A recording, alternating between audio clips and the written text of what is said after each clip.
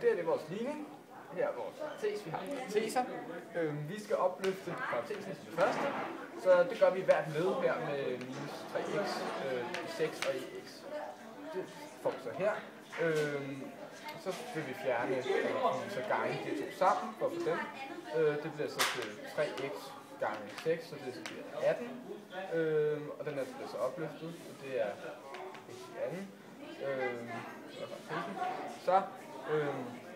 Så skal vi gerne have de 2 gange minus 3x på hver side af lighedstegnet væk.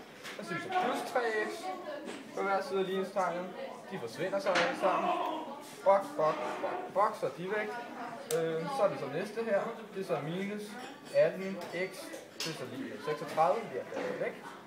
Det er et lille gange. Det er gange. Så dividerer vi så på hver side. For at få gangen væk. Altså få 18 væk. Det skal bare være et x og 36 væk. Det der, det går ud med hinanden så er det bare x tilbage. Og det her, det er så 36 minus, eller divideret med minus 18. Det er så minus 2. Så det sidste er x lige minus.